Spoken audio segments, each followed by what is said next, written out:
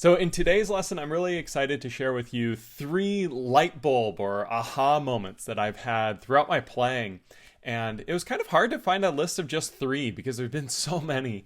But these three were really profound to me in my ukulele journey, and I think they'll be really helpful for you on your ukulele journey as well. And so let's go ahead and dive in. The very first one is, when I realized that setting goals is great, but creating intentions is even better. And what I mean by this is a lot of times we're very goal oriented, like, oh, I want to play this song, right? And if I play that song, I'll be happy. That's all I need to be happy with the ukulele, right? I want to do that. And that can be a great thing. Goals are wonderful to kind of show your progress and markers and all of that. But what it does is it creates a little bit of a destination mindset where we want to just get to that one point. We just keep looking ahead at where we want to be. And it doesn't allow us enough time to sort of settle into where we are at that moment. Setting a goal of being able to play this one song versus having the thought of, oh, I want to play more like this player, or I want to be able to play things in this way, can be very different for how you experience your practice and your journey in the moment while it's taking place. Think of if you're going on a road trip, for instance. If you just are thinking about where you're going and nothing else, well, you're kind of missing out on a road trip. In fact, it just becomes kind of a labor of just, okay, I'm going to drive for 19 hours until I get there. Versus if you kind of, make it about all of the different things you can experience on that road trip. Like, where am I right now? Where can I grab dinner? What can I do here? And the intention there is to have a great road trip as opposed to just drive from point A to point B. So when we're working on a new project, a new goal or something, instead of just thinking I need to get there, start thinking about what intentions you can create to be able to, enjoy your experience while you're getting there and have it be about that process. Because I hate to break it, but there's no destination on these journeys we all go on as musicians and ukulele players. They don't exist. The destination doesn't exist. There's only the journey. There's only the moments that we're experiencing while we're practice. In fact, we don't even know if we're going to be able to practice again. Every time we practice may be the last time we practice. So it's really important to experience that as it is and enjoy that process and create these sort of intentions of growth and getting better, and absolutely, but don't try to label it as a singular thing. This is something that really helped me when I was trying to learn new songs and new pieces, because I would think I had to do them at a certain level, in a certain way, and if I did that, it'd all be okay. And in reality, what I really needed to do was work on little things and create the intention of getting better each time. Instead of thinking where I might be 2 years from now or something, I was thinking, where am I right now, and what can I do to improve myself in this moment? How can I very, intentionally create production with my playing right now? And so this can be, let's say that you really want to learn like While My Guitar Gently Weeps by Jake Shimabukuro. For me, that was a big goal for a long time. It's going to be the mindset shift of, instead of thinking of, oh, if I could just play that song like Jake, I'd be happy, and thinking more about what it is about that song that you're wanting to pursue. Is it that you're wanting to play that Beatles tune? Is it that you're wanting to play really proficiently like Jake? Is it that you're wanting to use all of these different techniques to create those different sounds? Because when you start to look at what those little inner workings are, you can create really nice intentions for your playing and your practice to be working towards those. If it's just that you want to play a really cool, well-known Beatles song, you're going to approach it very differently than if you're wanting to create the dynamics that Jake plays with as he's working on this. And so just don't think so much about singular goals, think more about intentions. And I think that that's a really great way to enjoy the journey that you're on and pay a little bit less attention to the destination. Because truthfully, for a long time, my big goal was to play that Jake Shimabukuro's arrangement of While My Guitar Gently Weeps. And truthfully, when I was learning it, I felt like it was impossible. Right? And so the goal was so out there. It was like traveling across the world, right? It was just, I'm never going to hit that. And it became frustrating because now I'm so far away from my goal that I'm setting, right? And I learned other songs, other arrangements, other things. And I kind of revisited that song years later, right? And it was a goal to play it. And then I was able to play it. And I got to that goal, right? But then I realized it wasn't as fulfilling of a thing as I thought it was. Not that learning the song wasn't fulfilling, but rather goals can create this kind of this expectation of ourselves of like, oh, if we get there, everything's okay, we're done, right? And that's not quite right either. And what I realized was it was the journey of learning towards that song. It was the other tunes that I learned in between. It was learning different concepts and approaches on that journey and kind of enjoying that journey and stopping and smelling the roses, so to speak, that allowed me to, learn that song and then pursue things outside of that song, pursue things that, moved beyond that song for me. And that's because I had the intention of just growing as a player in that direction. I wanted to play that style of chord melody, rich arrangements and all of that. And I intended to be the best player I could be with that, rather than just making the fixed goal of being able to play this song. So it's about the journey, not the destination. And the way you can do that is create more intentions instead of creating goals. The second thing that I had for a big light bulb moment, and I think this is the biggest one of these three for me, is when I started to play to an audience of one, me. And what I mean by this is when I was learning the ukulele, I was kind of lucky in that I learned the ukulele when there wasn't a lot of stuff here on YouTube or Instagram or anything like that. I don't think Instagram even existed when I was learning. YouTube was pretty new. And so I didn't have a lot of noise with my practice. And what I mean by noise is, what I was working on was what I was working on. I wasn't going on my phone and seeing somebody else working on that other thing and thinking, oh, should I be working on that? They're doing that. Can I do that? Am I supposed to do that? Right? There wasn't a lot of second guessing. But for me, that second guessing came when I started performing, when I actually started playing at like festivals and things like that. I kind of cut my teeth as like essentially a mini Jake type of performer. I learned a lot of Jake Shimabukuro songs, as I mentioned before, with the While My Guitar Gently Weeps. And so when I started doing some festivals, I'd be playing a lot of like Jake covers in those styles of songs. And I kind of thought that that's what I was supposed to do, right? I was supposed to play these songs because that's what people saw for the videos of me playing. That's what they expected. And I became kind of unhappy with that, not because I don't love playing the songs. I absolutely love playing the songs, but because I put this pressure on myself that I felt kind of externally of doing something that I felt like I was supposed to do, playing my music for other people. And I realized that through a lot of different pieces of advice that were sort of pieced together in different ways, that when I stopped worrying about what other people cared about what I was performing, and I instead just cared about what I was doing for myself, everything was better. Not only would I be better as a performer, because now I'm playing what I want to play for myself, really, but that came across in the performances as more enjoyable for the listeners, because turns out when you really like something and you want to share that, other people will like it and want to share with it too. So with your practice routine, right? You don't have to be performing to take this mindset. With your practice routine, work on the things that you want to work on and that you want to hear and that you want to play. Don't worry too much about the noise of what you think somebody else wants you to play or what somebody else wants you to do. Worry more about what's going to find you that fulfillment. What are you going to enjoy pursuing?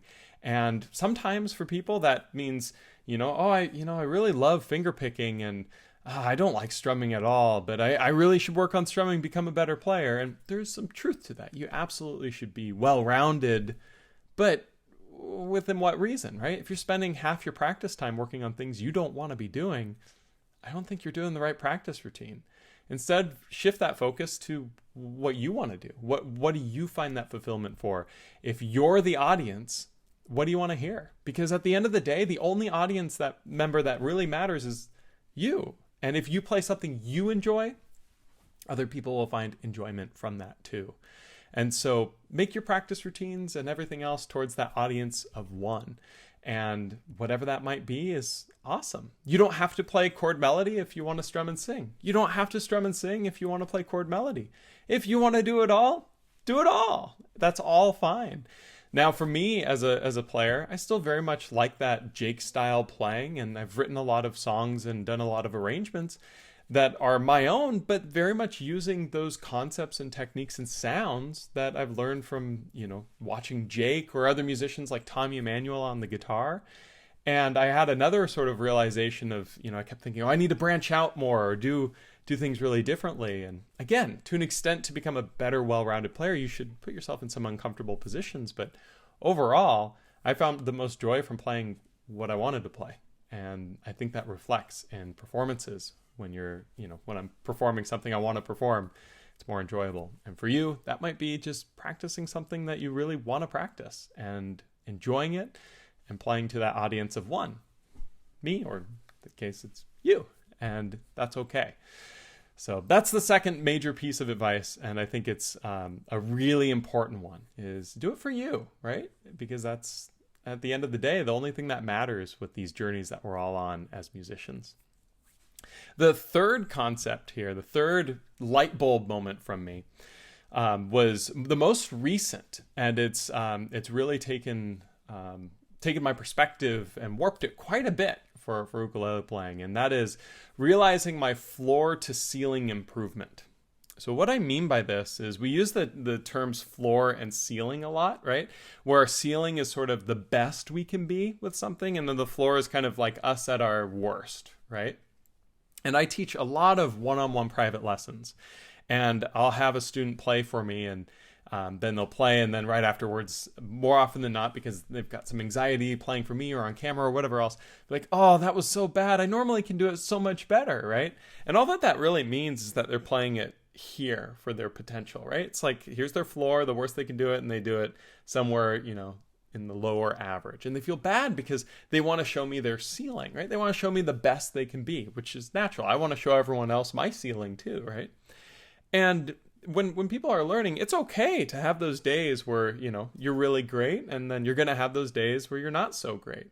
And especially when you're a newer player and you're earlier on in your journey, you're going to find that your progress is really more ceiling-based than floor-based, meaning when you start learning the ukulele, you're obviously on the floor, you haven't done anything yet. And then you start playing some chords and songs and everything, and your ceiling just skyrockets because look at all these things you could do that you couldn't before.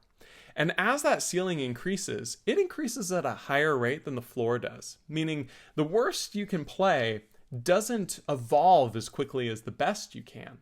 But the problem is we judge ourselves and others based off of the ceiling that we're experiencing and not enough on the floor.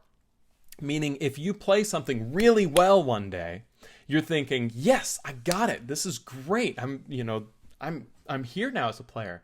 And then the next day you're playing somewhere more over here. Well, that's not actually that you're a worse player. It's just that day you're not hitting your ceiling. You're closer to your floor. And we judge ourselves so much because we see the ceiling where we were and we think we still need to be there. But really the thing to look at is what that distance is and how that distance can kind of shrink as you progress and grow as a player on your journey. When you're learning something new, it's normal for your ceiling to expand quickly because you're developing a new skill. And it's also normal for your floor to still be pretty low to the bottom because you just don't have the consistency with your practice yet. And I would define the practice as this is your initial practice, grows the ceiling, and then your secondary practice is what raises the floor and brings them closer together. If I work on a song right now for 3 hours, I'll make a ton of progress on my ceiling. But it's not until the weeks, months, years of practicing that song that my floor can raise to narrow that gap. And the reason I mentioned that I experienced this more recently is because I somewhat recently did a trip to Hawaii where I did a bunch of different content with different people and got to work with a bunch of stuff. It was awesome. I did the Ukulele Site podcast, and I was very nervous for that, and I was performing a few songs on that. I was also performing with Ukulele Underground on a little concert thing. And when I was doing these things, I had to kind of bring back up a set of songs to play and perform because I hadn't performed since well before the pandemic. And when I was doing this, I was very anxious when I started thinking about, what am I going to bring up, right? And I had a couple new songs, and then I had a couple old songs. And when I started revisiting those old songs, I got them back pretty quickly, and I felt a confidence with them that I hadn't really felt before. And what I realized was that confidence wasn't because I was just relearning them, but it's because I was relearning them for like the fourth or fifth time each, where I'd played it here and then a few years ago learned it, and a few years before that. And I realized some of these songs I've been playing over 10 years. 10 years! That's a long time. And so in relearning them, my ceiling didn't raise at all. I couldn't play them any better than I could necessarily 10 years ago. But my floor had raised immensely, and the consistency I could play them with was something I had not experienced before. And even as a player myself, for like when I do lessons here on Rock Class 101 or on my own pages and things like that, I do a lot of the performances of the songs, right? And a lot of times I'm reading the music and things. And early on, years ago, it was really difficult to read some of those songs. And now I'm much better at reading them because of that sort of practice I've had, and because as a player, my floor has raised. And fascinatingly enough, if I had to do like some, crazy fast strumming section, like, going back to that Gently Weeps with all the, all this awesome strumming stuff, I think 10 years ago, I could play it faster and stronger than I could today. In fact, so I think my ceiling 10 years ago might have been a little bit higher than where it is today. But my floor then to my floor now is much, much different. My floor now is much, much higher. And so when I'm performing those tracks for the lessons or whatever else, I do it much more easily than I did 5-6 years ago, because that floor has been raised and I can just play with more comfort and confidence.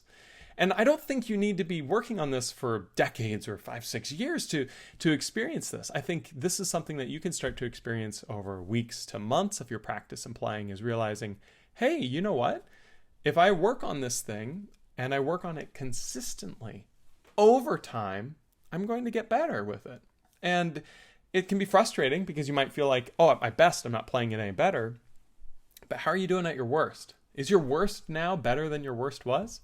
If so, then that's your floor raising. And to me, that's even more important than the ceiling being raised, because it's showing that consistency as a player. In jazz band and band and all these other things, we're often taught to practice, and they say practice makes perfect, and no, it's perfect practice makes perfect, all these little monikers, right? And one that always stuck with me was, don't practice something until you can get it right. Practice something until you can't get it wrong. And I think that's the perfect little device to be thinking about how this works, right? It's not about practicing something so that you can play it at the best of your ability. It's practicing until the worst of your ability is still pretty good. And so worry about your floor as much as your ceiling as a player, and you'll go a long ways. And so those are my 3 light bulb moments, or 3 of them. These are 3 that really had a profound impact on my journey, and I think will on yours as well. And just to recap real quick, the first one is when I realized that while setting goals is great, creating intentions is even better. It's about kind of, not necessarily saying this is my destination, when I get here, I'm done, but creating, a journey, the intentions during your journey to, enjoy those moments that you're in. Instead of thinking that you need to do this one thing, think about what you're doing in that moment and how it's going to bring you that direction you're wanting to go. Number 2 is when I started to play for an audience of 1, myself. For me, it was stopping worrying about what I thought the audience wanted from me, and I worried more about what I wanted from me and what I wanted to perform and what I enjoyed playing on stage, and how that translated to, I think, a better performance. And for you, that can be just on a practice level, practicing the things that bring fulfillment and enjoyment to you, not worrying about what you think other people want you to work on, but rather worrying about what you want to work on and how you can play the best for yourself. And then the third thing was realizing my floor to ceiling improvement, right? It's not about how good I am at my best. It's about how good I am at my worst. And if I judge myself only at my best, I'm going to have a bad time most of the time, because, usually going to sit somewhere average, which feels underneath there. And when I'm at my worst, man, it's just so frustrating. So judge yourself on the worst you can do something, not just the best, and try to narrow that gap as you practice. One last note with that, because I oftentimes make the little, I'm not sure how accurate this is to the percentages, but I like saying it, which is the first 90% of a song is 10% of the practice, and then the last 10% of the song is 90% of the practice, meaning you spend less time working on most than you do, working on finalizing it, getting it just right. That's where most of the practice is. And really that's just the ceiling raise and the floor being raised to it. So I hope that you guys have found something, positive from this, something that you can take on your ukulele journey and apply while you're playing. And so right now I'm going to take a look at any questions there may be on the forums. If you have a question, if you're watching this live, feel free to leave it as a comment. If you're not watching this live, but rather as a recording, every single month we do a live lesson here on Rock Class 101, and there's a forum post that you can comment your questions in to be answered during the live stream. So here's some questions from the forum. Gigi says 3 light bulb moments. Number 1, practice. Number 2, practice. Number 3, practice. Excuse me. If I don't practice daily, even for 5 minutes, I feel that all the trouble of learning something was for naught. That's not completely true, because after practicing just a little bit, it comes back easily. Yeah, I mean, practice is so important. And it's not just practice time, it's overtime, meaning it's the consistency that you do it with. In fact, I would rather you if you only had, let's say you had 30 minutes to practice a week. Oof, right? I'd rather you do something like 5 minutes a day, 6 days a week, than 30 minutes 1 day a week, because you're going to make more progress doing that. It's just the consistency is so key, especially for us adults. The way that the way that we create these elements of muscle memory and how our neurons work is really, it's consistency based, and you'll find that you'll work on things even when you sleep when you're consistent with it. So I think that's awesome. Lisa DMH says, my biggest light bulb moment was understanding the caged method. That helped make me understand the entire ukulele better. My biggest light bulb skill development was getting the arpeggiated strum down. That gave me a sound I like so much better in so many cases. Really nice. I love these. These are much more specific light bulb moments, and I considered some of those for myself, like when I first got the chunk down, or when I first started learning ghost note strumming. That's what's great about this, is light bulb moments can come in a variety of ways. So that's awesome. The cage method being that one that you can do to find chords up and down the neck. Obviously, it can unlock a lot for different people. And then the Bumble Bard says, I may have too many light bulb moments to count. Me too. My experience with learning the ukulele has all been light bulbs and chaos, like Daniel Day-Lewis writing an angry Canadian moose through the lightning department of an IKEA. But probably the biggest one was discovering the crazy good solo arrangements that exist for the ukulele, like RC101's so much more to do than strumming basic chords. Absolutely. Also, I think that's a Gale reference. And so when we're, working on these light bulb moments, when we have them, that we get like a natural high from them. And I love those aha moments where things just sort of unlock. And the truth is, if you're trying to pursue them, you won't get them as much. The trick is just creating good intentions and going on that journey, and you might find that you can do a lot more than you think. In the chat, Fort EKR says, very interesting points. Thanks, Matt. Thank you for attending. Carmen Jeeves says, I can't get my fingers to move very fast. So the saying there is slow and smooth is fast. And what that is, the reason why we can't do things quickly is because we try to jump forward in our progression too fast. So the best thing you can do to build up speed with anything that you're playing is to play it with perfect smoothness at whatever speed that is. So let's say that you're working on a strumming pattern or something that's really crazy, right? Like we did a ghost note strumming course here at Rock Class 101. And one of my favorite strum patterns from it is this pattern that essentially sounds like this when it's done fast. Pretty crazy, right? That's a lot of things going on. And what it is this like down, up, ghost, up, down, up, ghost. I'm probably losing you right now, right? And that's normal because this is so slow and there's, not much going on. But that's the trick to practicing this fast. It's not to jump in and try to go full speed. It's to build that smoothness going slow, that confidence, and very gradually increasing the speed. Never missing the smoothness. If you start to get choppy, that's what's going to cause the problems.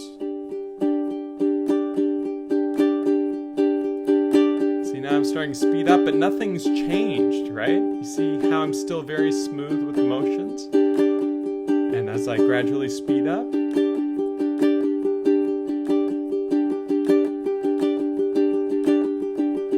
notice how I don't have to jump into a certain speed. I can do it as slow as I want to go as fast as I want. And if I start speeding up even yet,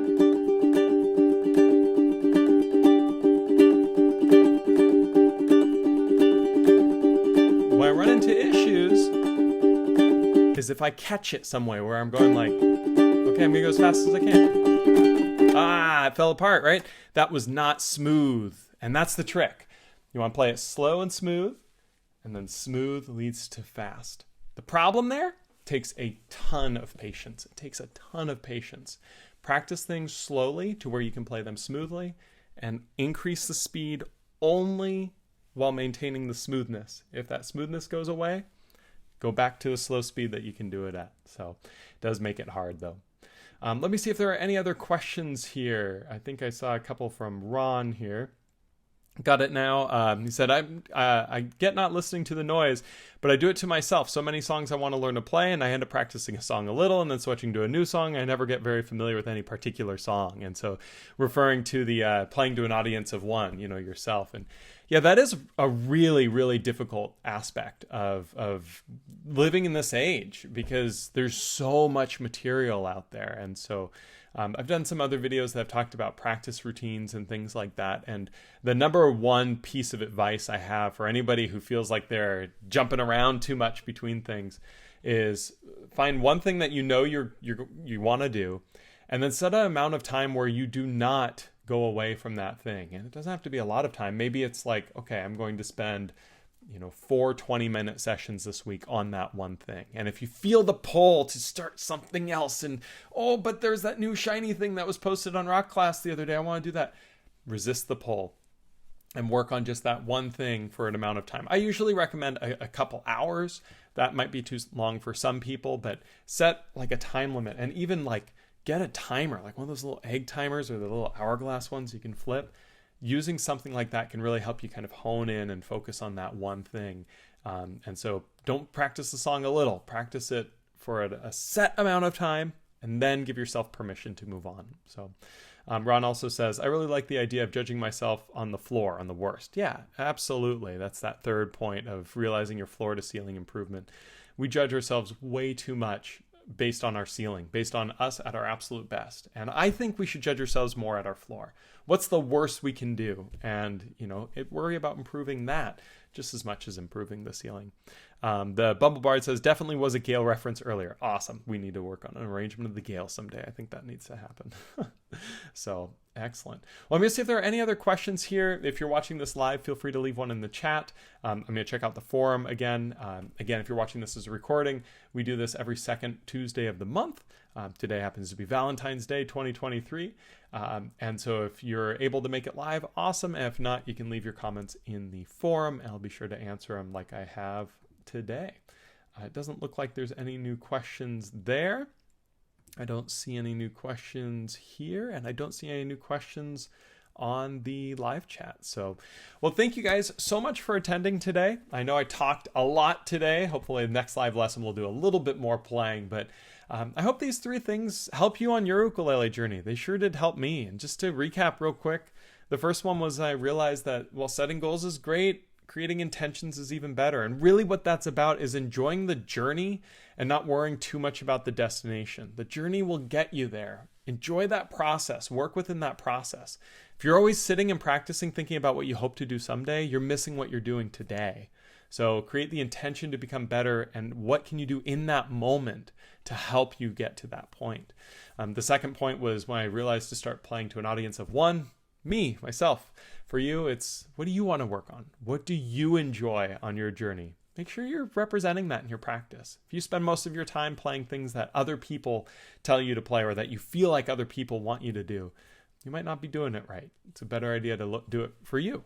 And the third thing is realizing that my floor as a player to ceiling ratio is really important. And what that means is I'm not going to judge myself at my ceiling anymore. I'm going to judge myself at the consistency what's me at my worst and what's me at my best, and how can I narrow that?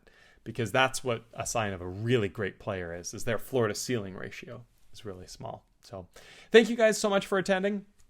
I appreciate each and every one of you. So thank you all once again. And I will see you all next month for the next live lesson here on Rock Class 101. Thank you so much. And I hope you have a wonderful Valentine's Day and an awesome rest of the month. Take it easy.